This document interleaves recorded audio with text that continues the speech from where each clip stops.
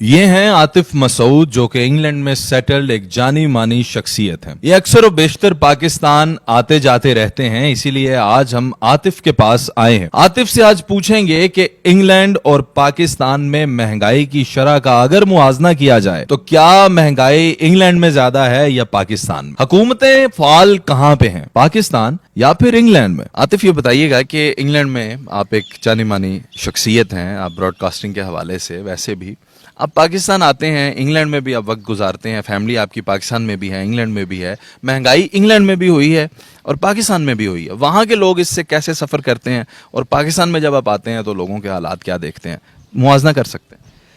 دیکھیں جی, پہلے مہنگائی اور سست پائی کا فارمولہ سمجھنے کی ضرورت ہے ہمیں. کسی بھی امیر آدمی کے لیے جس کے پاس بہت پیسہ ہو, اس کے لیے کوئی بھی چیز مہنگی نہیں ہے, اور کسی غریب آدمی کے لیے جس کے پاس پیسہ نہیں ہے اس کے لیے کوئی بھی چیز سستی نہیں. ہمارا مسئلہ یہ ہے کہ ہم رو رہے ہوتے ہیں مہنگائی کو, کہ مہنگائی کو کم ہونا چاہیے یا سستائی ہونی چاہیے. میرے خیال سے ہمیں دنیا کے ساتھ چلنا چاہیے. جس طرح سے دنیا اپنی انکم کو بڑھا لیتی ہے تو اس کو ہر چیز سستی نظر آنے لگتی ہے, اسی طرح سے اگر ہم بھی اپنی انکم کو بڑھا لیں کسی بھی طرح سے تو ہمیں ہر چیز سستی نظر آتی ہے. یہاں آپ جتنے بھی لوگوں کو روتے ہوئے دیکھ رہے ہیں نا کہ مہنگائی ہے مہنگائی ہے مہنگائی ہے, ان کی اگر آپ انکم دیکھیں تو آپ کو پتہ چل جائے گا کہ واقعی ان کے لیے 10 روپے کی چیز بھی مہنگی ہے, 100 روپے کی چیز بھی مہنگی ہے, کیونکہ ان کی انکم 20,000 ہے. کوئی ایسا شخص جس کی انکم 3-4 لاکھ روپے ہے وہ عادتاً ہی رو رہا ہوگا, اگر رو رہا ہو, ویسے اس کو رونے کی ضرورت نہیں ہے. ویسے بھی وہ یہاں پہ کسی نے پیٹرول ڈلوایا تو پیٹرول جو ہے 160 روپے تھا, جی 160 کا پیٹرول ہو گیا, اس نے کہا جتنے کا مرضی ہو جائے, میں نے تو 100 کا ہی ڈلوانا. ہاں یہ تو ہے. اچھا, آپ ابھی آپ نے مجھے بتایا ہے کہ یہ شرٹ آپ نے خریدی ہے برانڈڈ, اور ایک نہیں 7-8 خرید لی ہیں, تو وہاں سے اور یہاں سے یہ کیا فرق ہے؟ اچھا, میں یہاں ایک سٹور پہ گیا, چونکہ جہلم ماشاءاللہ سے ہمارا بہت ہی کمال کا سٹی ہے اور بہت لوگ پیسے والے بھی ہیں یہاں پر. تو میں جب برانڈڈ چیزیں یہاں دیکھتا ہوں تو میں بڑا حیران ہوتا ہوں کہ یار جتنے بھی برانڈز ہیں وہ بہت سستے ہیں. اور میرے ساتھ میرے ایک بہت پرانے اور بہت عزیز دوست تھے.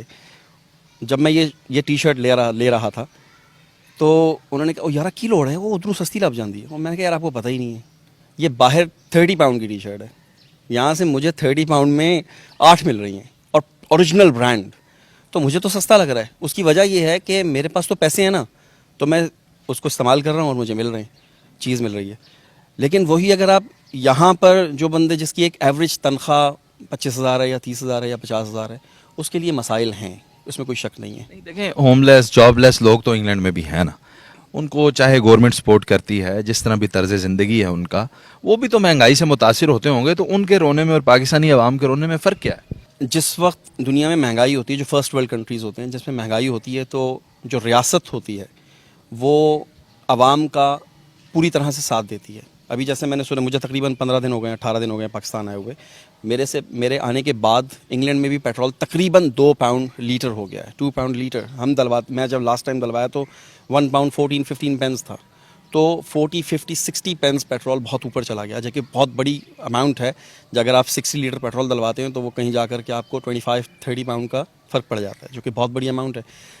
لیکن اس کے ساتھ ساتھ آپ کی انکم بھی بڑھ رہی ہوتی ہے. ہر سال ہماری جو منیمم ویج ہے اس میں انکریمنٹ ہوتا رہتا ہے, تو جس کی وجہ سے سب چیزیں کور ہو جاتی ہیں. پولیٹیکل موومنٹس جو اس وقت پاکستان میں چل رہی ہیں, عدم اعتماد کی تحریک چل رہی ہے پرائم منسٹر عمران خان کے خلاف, آپ کیا سمجھتے ہیں, انہیں رہنا چاہیے وزیر اعظم یا اب کسی اور شخص کو چانس دینا چاہیے؟ ویسے تو میں جو پالیٹکس ہے اس پہ کوئی زیادہ انوالو نہیں ہوتا ہوں, نہ ہی میرے کو خاص ویوز ہیں.